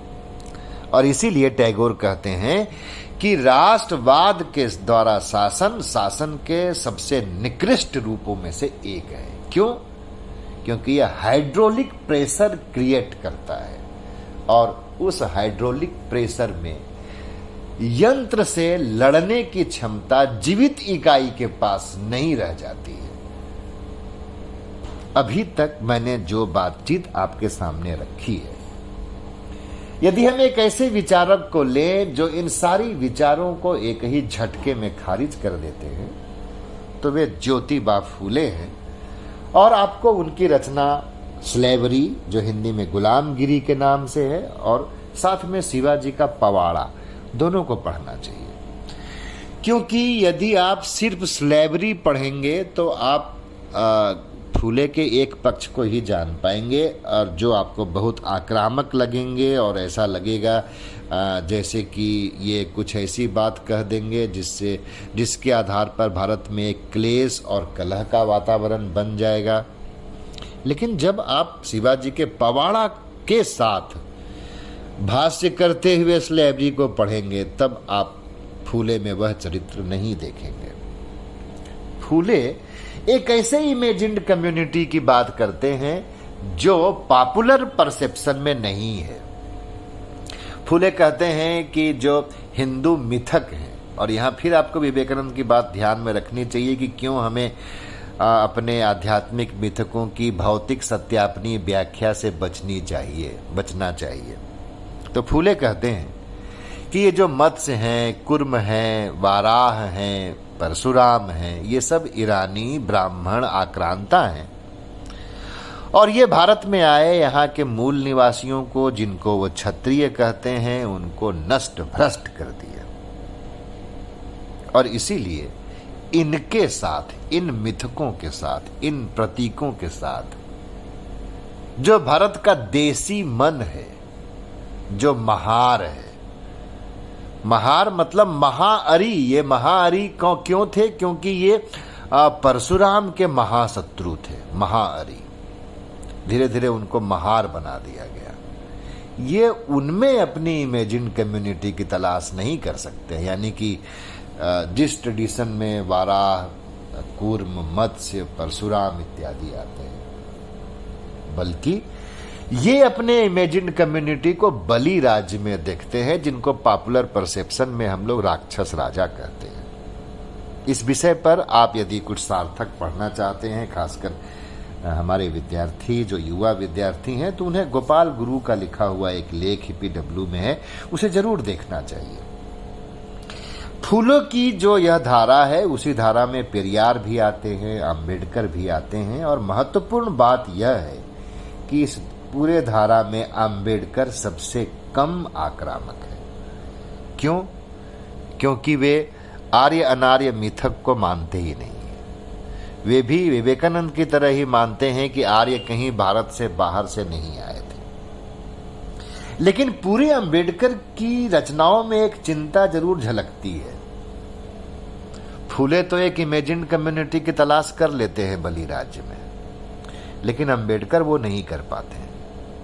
बुद्धत्व में यह आदर्श उनको देखता है, वो इमेजिन कम्युनिटी को वहां खोज पाते हैं, लेकिन उससे वो बाउंड्री परसेप्शन नहीं ले पाते हैं, उससे वो कल्चरल परसेप्शन नहीं ले पाते हैं। क्योंकि भारत का जो एक विराट समाज है, उसमें वो चीजें कहीं पीछे रह गई हैं जो आनी चाहिए थी, जो अरहत भाव से आनी चाहिए थी, जो बुद्धत्व भाव से आनी चाहिए थी। इसीलिए ऐसा प्रतीत होता है कि अंबेडकर की इमेजिन्ड कम्युनिटी भविष्य की एक घटना है। कब? जब एक्सक्लूडेड इंडिया इनलाइटेंड इंडिया बनेगा। वह जो इनलाइटेंड इंडिया है, वह इनलाइटेंड इंडिया यदि विवेकानंद से तुलना करके देखें, तो जब विवेकानंद कहते हैं कि भारत के राष्ट्रवाद का आदर्श ब्राह्मणत्व का राष्ट्रवाद है, जिसमें सभी को ब्राह्मण बन जाना है, वह एक ही तरह की बात है। लेकिन तब जब हम ब्राह्मण को एक जाति के रूप में नहीं ले रहे हों, ब्राह्मण को हम एक गुण के रूप में, एक विशेषता के रूप में, एक नैतिक चरित्र के रूप में एक ले रहे होते हैं, तब ये बात आती है। यहां पर मैंने 4 धाराओं का उल्लेख भी किया है, वो चौराहे की तरह है। हम राष्ट्रवादी हैं या नहीं, या हम कैसे राष्ट्रवादी होंगे, कितना राष्ट्रवादी होंगे, यह इस बात पर निर्भर करता है कि इन चारों रास्तों में से हम किसी एक पर अनंत काल तक अकेले अकेले चलते रहेंगे, या कोशिश करेंगे कि यह जो धाराएं हैं वह एक दूसरे से जुड़े, एक दूसरे से मिले। और ऐसा तब तक नहीं हो सकता है जब तक सभी समूह राष्ट्रवाद के उत्थान के लिए अतीत को नहीं भूलते हैं। ये बात आपको थोड़ी अजीब लग सकती है, क्योंकि अतीत के गौरव की बात हम लोग अक्सर किया करते हैं। रैनन कहते हैं कि राष्ट्रवाद के लिए अतीत को भूलना भी जरूरी है। Forgetfulness is the essential feature of nationalism. वही बात, यदि हम अतीत के घावों को कुरेदते रहेंगे तो विद्वेष, तनाव, संघर्ष और हिंसा को ही जन्म देंगे। रैनन इतना ही नहीं कहते हैं, बल्कि रैनन यह भी कहते हैं कि जो यह राष्ट्रवाद है ना, वह daily plebiscite of living togetherness है। तो हम चाहे जिस कम्युनिटी को हों, जिस भाषा के हों, जिस संप्रदाय के हों, हमें लिविंग टुगेदरनेस, साथ साथ रह सकते हैं, इसके लिए हर दिन हमको अपने आचरण से, अपने व्यवहार से, अपने विचार से उसको प्रतिपादित करने का, प्रदर्शित करने का प्रयत्न करना होगा। यही डेली प्लेबिसाइट है।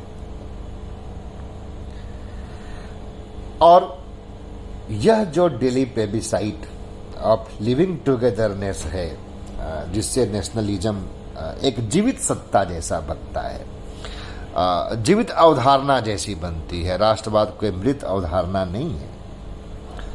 इसीलिए हमें यह भी फर्क करना चाहिए कि राष्ट्रवाद बीइंग के रूप में क्या है, और धीरे धीरे जैसा वह बदलता चला गया है वैसा वह बिकमिंग के रूप में क्या हो गया है।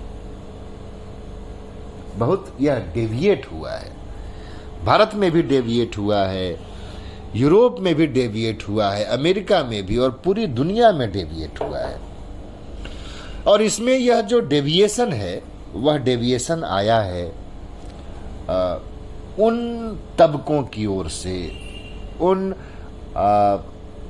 हाउसेज की ओर से, चाहे वह कारपोरेट हाउसेज हो या पॉलिटिकल हाउसेज हो, जिन्होंने डिस्कोर्स को अपने फेवर में बंद करने की कोशिश की। यह प्रभाव वहां से आया है जहां जनता की बात तो की जाती है लेकिन जनता बहिष्कृत कर दी जाती है। और इसीलिए हमको राष्ट्रवाद के संदर्भ में जो बात टैगोर कर रहे थे उसको भी याद रखना चाहिए, और राष्ट्रवाद के संदर्भ में जो इसके साथ एक गवर्नमेंटलिटी का फैक्टर जुड़ जाता है उसको भी जरूर याद रखना चाहिए। और इन्हें जब हम याद रखते हैं और पूरी अपनी बात को यदि हम एक समाहार करते हुए समासों के संदर्भ में प्रयोग करके देखना चाहें तो मैं कुछ बात आपसे और कह सकता हूं। सामान्यतः हम लोग षष्ठी तत्पुरुष समास के रूप में राष्ट्रवाद शब्द का इस्तेमाल करते हैं। राष्ट्रस्य वादः इति राष्ट्रवादः, मतलब जहां जनता उपस्थित है, जनता की आवाज उपस्थित है, जनता की मांग उपस्थित है, और उसमें यहां तक कि राज्य का महत्व कम है। इसी अर्थ में हॉब्सबॉम ने फ्रांसीसी क्रांति से राष्ट्रवाद के उभार को देखा था, जहां पर मासेस राज्य पर काबिज होना चाहती हैं एक इलीट क्लास के खिलाफ। वहां से राष्ट्रवाद की उत्पत्ति है। षष्ठी तत्पुरुष के रूप में जब हम देखते हैं समास को, यह सार्थक प्रयोग है, तब वहां से यह आता है। लेकिन आजकल क्या हो रहा है कि हम लोग कई बार बहुब्रीहि समास के अर्थ में इसका प्रयोग करते हुए दिखाई पड़ते हैं। खास करके जब हम कहते हैं मार्क्सवादी राष्ट्रवाद, उदारवादी राष्ट्रवाद, दक्षिणपंथी राष्ट्रवाद इत्यादि इत्यादि।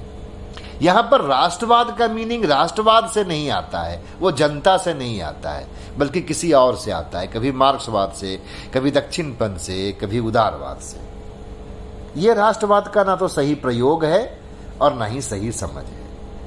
एक और संदर्भ तब आता है जब हम सप्तमी अधिकरण के रूप में इसका प्रयोग करने लग जाते हैं, मतलब व्यक्ति विशेष से जोड़ करके जब हम राष्ट्रवाद को देखने लग जाते हैं। लेकिन दुनिया भर में और भारत में भी यह पहल, यह प्रयास बहुत होते हैं, खास करके तब जब किसी एक व्यक्ति विशेष को सत्ता के केंद्र से जोड़ करके देखा जाता है और उसे देश के भाग्य विधाता के रूप में प्रस्तुत करने की कोशिश की जाती है। और जब जब ऐसा की जाती है तब राष्ट्रवाद के साथ गवर्नमेंटलिटी जुड़ जाती है, और तब राष्ट्रवाद टैगोर की शब्दावली में कहें तो वह एक हाइड्रोलिक प्रेशर क्रिएट करने वाला एक तत्व बन जाता है। उससे तानाशाही का जन्म होता है। लेकिन ऐसा तब होता ही रहेगा, तब तक होता रहेगा जब हम सावरकर बनाम गांधी, गांधी बनाम अंबेडकर, नेहरू बनाम पटेल, सुभाष बनाम ये, उनका बनाम वह करते रहेंगे। वास्तविकता यह है कि इनके बीच में जो कुछ भी मतभेद रहा हो, लेकिन इन सभी लोगों ने जो कुछ किया, उनकी जो एक सम्मिलित शक्ति उत्पन्न हो रही थी, सम्मिलित प्रभाव उत्पन्न हो रहा था। भारत का राष्ट्रवाद उसी का परिणाम है, भारत की स्वतंत्रता भी उसी का परिणाम है।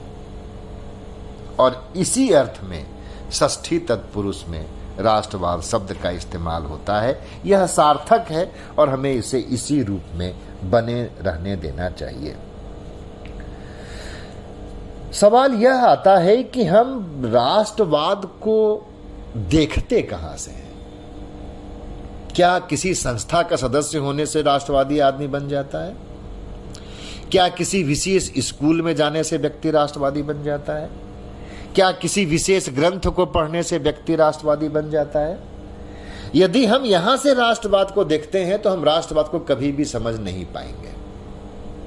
वास्तव में राष्ट्रीय प्रतीकों का सम्मान करना, संविधान के मूल्यों का, राष्ट्रीय आंदोलन के मूल्यों का सम्मान करना, राष्ट्रीय संपत्ति को नुकसान नहीं पहुंचाना, सांप्रदायिक तनाव न उत्पन्न करना, सामूहिक एकता के लिए कार्य करना, ये सब राष्ट्रवाद हैं। लेकिन ऐसा करने के लिए माइंड को स्ट्रक्चर्ड करने की जरूरत पड़ती है, और वह स्ट्रक्चरिंग जहां से शुरू होती है वह परिवार है। और वहां पर हम बच्चे को सीधे सीधे राष्ट्रवाद नहीं सिखा रहे होते हैं, सीधे सीधे हम बच्चे को राष्ट्रवाद नहीं सिखा रहे होते हैं, लेकिन वह राष्ट्रवाद सीख जाता है। इस चीज को हमें ध्यान में रखना चाहिए। कैसे? इसे हम एक उदाहरण के माध्यम से समझ सकते हैं। जब हम अपने बच्चों को कहते हैं कि बड़ों का सम्मान करो, या जब हम अपने बच्चों को कहते हैं कि हम भले ही हमारे परिवार के रिश्ते का कोई न आया हो, लेकिन कहते हैं ये अंकल हैं नमस्ते बोलो, ये आंटी हैं उनके नमस्ते बोलो, तो क्या होता है? बच्चा सामूहिकता सीखने लगता है। राष्ट्रवाद नहीं सिखा रहे होते हैं, हम तो अनुशासन सिखा रहे होते हैं, लेकिन परिणाम क्या होता है? बच्चा राष्ट्रवादी बनने लगता है। इसको एक उदाहरण से और थोड़ा व्यापक फलक पर मैं ले जाता हूं। आपने बहुत से जातिवादी लोगों को देखा होगा, घनघोर जातिवादी लोगों को देखा होगा, सांप्रदायिक लोगों को देखा होगा। क्या कभी ऐसा देखा कि कोई जातिवादी आदमी काशी हिंदू विश्वविद्यालय में अपने बच्चे को घुमाने के लिए लाया है और उससे यह कह रहा है कि देखो यह एक पोंगा पंथी ब्राह्मण ने इस विश्वविद्यालय को बनाया है? कभी नहीं कहेगा, बल्कि वो क्या कहेगा? यह देखो एक भारत का बड़ा विश्वविद्यालय है और आगे चल करके तुम भी इसमें पढ़ना। परिणाम क्या होगा कि उसको परिवार में चाहे जो कुछ भी शिक्षा पहले दी जा रही हो, लेकिन जब उस प्रतीक को देखेगा तो उसमें एक दूसरे तरह की सामूहिकता की भावना उत्पन्न होगी। ऐसा ही जब कोई मुस्लिम, मान लेते हैं बहुत कट्टर मुस्लिम है, अपने बच्चे को गंगा नदी के किनारे घुमाने के लिए ले गया है, वो अपने बच्चे से क्या कहेगा? ये देखो कितनी गंदी नदी है, हिंदू लोग इसको बहुत पवित्र मानते हैं। सामान्यतः वह ऐसा नहीं कहेगा, बल्कि उस गंगा नदी के बारे में कुछ ऐसा परिचय देगा। परिणाम उसका ये होगा कि सामूहिकता की, एकता की भावना, सामूहिक धारा से जुड़ने की प्रवृत्ति बालक में उत्पन्न होगी। और शुरू में हम इसी तरीके से स्ट्रक्चरिंग करते रहते हैं, और इसी स्ट्रक्चरिंग का परिणाम होता है कि चेतना के एक सतह का निर्माण हो जाता है, और उस चेतना के ऊपर, सतह के ऊपर फिर हम राष्ट्रीय प्रतीकों से बच्चों को परिचित कराते हैं। यह एक जटिल प्रक्रिया है। जहां से शुरू होती है वहां उद्देश्य वह नहीं है, जहां पर आके रुकती है वहां परिणाम अलग है। और यह सब भाषा व्यवहार का परिणाम है, जो एक मानसिक विन्यास तैयार करता है, एक कल्चरल साइकिल का परिणाम है। इन चीजों को ग्रामसी बहुत अच्छे तरीके से समझ रहे थे, जिसमें राष्ट्रवाद भी है, क्योंकि सुपर स्ट्रक्चर में राष्ट्रवाद आता है, ग्रामसी देख रहे थे कि बेस के बदल जाने से क्रांति की रक्षा नहीं हो पाएगी, काउंटर रिवॉल्यूशन हो सकता है। क्यों? क्योंकि बेस तो बदल गया है, लेकिन सुपर स्ट्रक्चर में वह वांछित बदलाव नहीं आए हैं। इसीलिए क्या करना होगा? दो मोर्चे पे लड़ना होगा, वार ऑफ पोजीशन और वार ऑफ मैन्यूअर। और यह जो प्रयास है, उस प्रयास को सफलता तब तक नहीं मिल सकती है जब तक कि पूरी की पूरी भाषा को न बदल दिया जाए। इसी ओर जूलिया क्रिस्टेवा ने भी हमारा ध्यान आकृष्ट किया था। वहां राष्ट्रवाद का संदर्भ नहीं है, वहां संदर्भ तो फेमिनिज्म का है। लेकिन यदि किसी राष्ट्रवाद से कोई पीड़ित है या चाहता है कि राष्ट्रवाद दुनिया में न रहे, तो बिना भाषा को बदले यह संभव नहीं है। यह तो एक तरीका हुआ। दूसरा तरीका है कि यह पृथ्वी रहने लायक ही न रह जाए, जिसकी ओर हरारी इशारा कर रहे हैं, जिसकी ओर a brief history of time के लेखक स्टीफन हॉकिंग्स कह रहे हैं। 200 साल हमारे पास और हैं, और हम ऐसे प्रयत्नों को भी देख रहे हैं कि दूसरे ग्रहों पर चल करके बस्तियां बसा ली जाए। तब भी राष्ट्रवाद हमारे काम का नहीं रहेगा। ऐसी स्थिति में आज हम जी रहे हैं, और इसीलिए हमें अब यह विचार करने की जरूरत है कि हमारे लिए एथनिक नेशनलिज्म उचित है, सिविक नेशनलिज्म उचित है, पॉलिटिकल या कल्चरल नेशनलिज्म उचित है, या कॉस्मोपॉलिटन नेशनलिज्म उचित है, या हमारे लिए फिर एनवायरमेंटल नेशनलिज्म सबसे मुफीद है। और यदि हम एनवायरमेंटल नेशनलिज्म को आज की एक तरीके के, जिसमें हम एग्जिस्टेंशियल क्राइसिस के एज में पहुंचने जा रहे हैं, वहां के लिए यदि इसे हम सबसे जरूरी मानते हैं, तो फिर गांधी के रास्ते के अलावा हमको और कोई बेहतर रास्ता, बेहतर विकल्प दिखाई नहीं पड़ता है। मैं यहीं पर अपनी आज की बातचीत का समापन करना चाहूँगा, और मैं आमंत्रित करूँगा आपकी ओर से जो संवाद हेतु प्रश्न आते हैं उनको।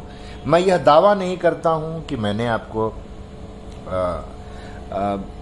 बहुत ही स्ट्रक्चर्ड बात कही हो, बहुत ही ऑर्गेनाइज्ड तरीके से कहा हो।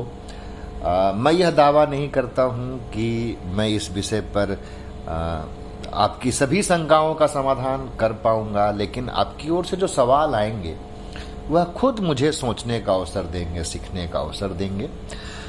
आप लोग ध्यानपूर्वक मेरी बात को इतनी देर तक सुनते रहे, इसलिए मैं आदर के साथ आप सभी लोगों को प्रणाम निवेदित करता हूं। नमस्कार।